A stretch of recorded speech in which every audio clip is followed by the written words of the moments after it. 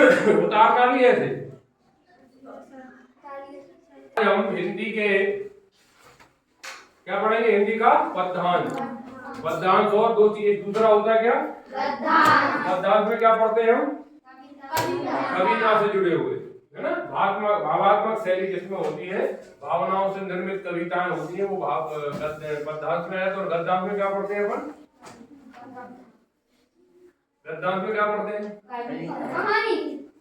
कहानी, एकांकी, चित्रण, संस्मरण, ये गद्यांश में होते हैं। पद्यांश में कविताएं। ये पद्यांश है आपकी दी हुई।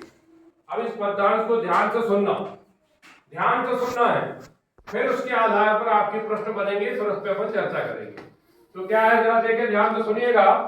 अगर ध्यान से सुन लोगे तो सारे प्रश्नों के उत्तर बनेंगे कि बच्चों सी अलमस्त हवा रहती हरदम व्यस्त हवा, और जीव जंतु को जीवन देती पौधों को सहलाती है, और कलियों को दुर्रा बहलाकर सुंदर फूल खिलाती है।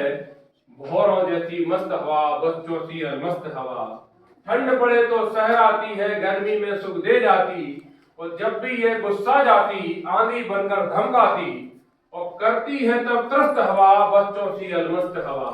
सांस किसी से हम लेते नहीं किसी पर कुछ देते, झोंके मस्त हवाओं के रस जीवन में भर देते, और करती रहती गस्त हवा बच्चों सी अलमस्त हवा, बच्चों सी अलमस्त हवा, बच्चों सी अलमस्त हवा। अब आपने ये पूरा का पूरा पद्यांश सुना। अब आप ये बताइए कि इस पूरे पद्यांश में किसके बारे में बातचीत करी गई है? हवा। पूरी बात हवा के ऊपर है। हवा के गुण बताए हैं, हवा का गुस्सा बताया है, हवा से फूल खिलते हैं, हवा से सांस लेते, सारी चीजें काय पे आधारित है? हवा। इसी से प्रश्न बन जाते हैं। तो पहला अगर प्रश्न पूछे कि इस पद्यांश का अगर आप या कविता का शीर्षक देंगे, नाम देंगे, तो क्या नाम देंगे? हवा। क्यों हवा क्यों देंगे? क्योंकि हवा के बारे में वर्णन है, हवा के बारे में चित्रण है बार बार, इसलिए इसका नाम सही क्या होना चाहिए? हवा होना चाहिए। क्लियर है? Very good. दूसरा प्रश्न अगर बना है कि हवा की तुलना किससे की गई है? बच्चों से। तो देखो आपकी दूसरे पहली लाइन में लिखा बच्चों सी अलमस्त हवा रहती हरदम व्यस्त हवा, है ना? जिसका मतलब हवा की तुलना किससे करी गई है? बच्चों से की गई। Very good. अच्छा, कलियां फूल कब बनाती हैं या बनती हैं? ये लिखा हुआ तीसरी लाइन में क्या लिखा है? दुर्रा और बहरा। इससे कलियां खिलती हैं, कलियां बनती हैं। ठीक है। आंधी क्यों आती है? हवा को जब गुस्सा आता है तो क्या बन जाती है? आंधी। या आंधी, अगर आंधी की जगह कुछ और भी हो सकता है क्या?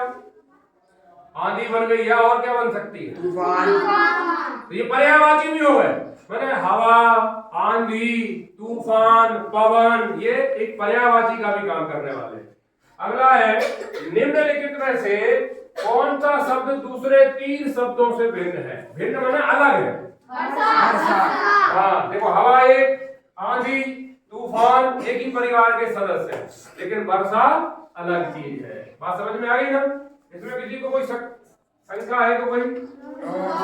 तो ऐसे अगर कोई चीज आती है, पद्यांश आए चाहे गद्यांश आए, हमें ध्यान से पढ़ना है, समझना, उससे उसके अंदर सारे प्रश्न इसी में है, सारे प्रश्नों का उत्तर इसी में है, इसी में प्रश्न है, इसी में उत्तर है। बस हमें ध्यान से पढ़कर सोच समझकर उत्तर देना है, तो आपका उत्तर बिल्कुल सही होगा। क्लियर हो गया ना? अगले गद्यांश की तरफ चलते हो।